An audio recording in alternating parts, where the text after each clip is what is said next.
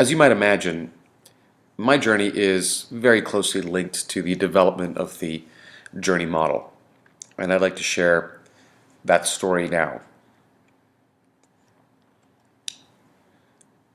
My personal journey is really a search for the answers to life's questions, and this started when I was in my teens. It started because my family had moved from India to Taiwan, and I was then caught between the two cultures, the stage one of Indian culture and the stage two of Chinese culture. And while I began to identify with Chinese culture, I also, when I returned to India, was not quite Indian anymore. I had a different accent and I had different ideas about how things worked.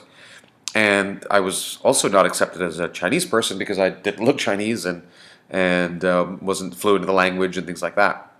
It was in Hong Kong where I started to move into stage three, not realizing that that's what I was doing, and really began to curate my own cultural identity. I made decisions like what my accent should be because I had access to many, many different accents. What was the one that was really most relevant to myself or most authentic to who I was? And these kinds of things were things I did in high school. In my 20s, I began to go on my own spiritual quest. I had been raised by my Catholic mother and raised Catholic by her, but my father is Hindu.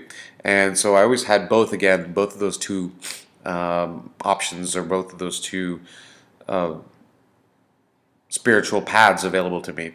But it was only during college that I really began to go into stage three and start to really ask and discover my own answers to the spiritual questions. I did the same thing with work and relationships in my 30s, and these were also aspects of things I began to examine, and again take them through the three stages, and finally aesthetics in my 30s as well, my late 30s. And what I realized was I was really finding my answers. I was becoming a bijoying. I was finding my own answers to these questions, and that was really working for me incredibly well. And even as a kid, I would help others on their journeys, and that also went through these three stages, which is really interesting to follow because in the first stage when I was young, I'm a kid, and was really operating from that first stage. I would give people stage one answers. I would help them to figure out the answers that I had learned from my stage one sources, and I was a confidant, and I was a good listener and provided this kind of advice. And many of my friends, even to this day, remember how as a kid I would be that resource for them. As I started to go on my own journey, it was really in my late 20s and early 30s that I began to codify my own answers. And I did this by creating a series of models. And the first model was something called MRE, Maven Relator Evangelist. This was an attempt to understand my unique energy and that of other people. And I wrote a book called The Human Fabric in 2004 about that topic of understanding myself and others.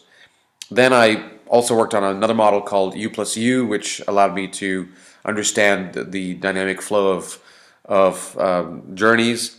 And I did a play called Guru or Disciple Yes, which eventually got shortened to Mystic Cab, which is available on YouTube. And then as I was doing my work, being an entrepreneur, I worked on this bootstrap model, which manifested as a community in Austin that had many entrepreneurs that were part of it, and that went on for a number of years as well. And then finally, a model called Austin Equation, which I co-developed, in which we tried to understand Austin as a unique city and how it was different from many other cities around the country. So these models were really useful to me, and really I was the number one consumer of the models, but it turns out that other people found them interesting, and I would share the models with folks. And this all made me into a kind of guru, which is very much a stage two thing, where I would get these monikers from other folks, call me a guide, call me a mentor, even jokingly call me a priest. I've officiated many of my friends' weddings, so that's been really fun. Or they'd use more pop terms like Morpheus or Obi-Wan from movies. And what I was really doing is being a stage 2 answer provider. I was giving now not the answers that I'd learned from stage 1 sources, but I was giving my own answers and solutions to people. And this was all good and it worked for a while until I realized that all I was doing was creating bijoyings. I was creating people that were following me rather than following themselves. And this led me to really step back and ask myself this question: how do I kill the guru? How do I stop being someone that people follow? And how do I get them to follow themselves? This led me to journey. It led me, my own personal question led me to see the journey model as I analyzed my own journey and saw this deep pattern. And I realized that the solution was really to move from an authority to a process. That as long as you are giving people answers, you are simply replacing one model for another model. But if you can give people a process, then you are well on your way to helping them to find their own answers. And so this really led to the journey model as well, and an understanding that we have done these transitions in these other three houses in the phenomena, rights, and resources. We've actually been here before, and so this was not a new thing to go and work on or apply.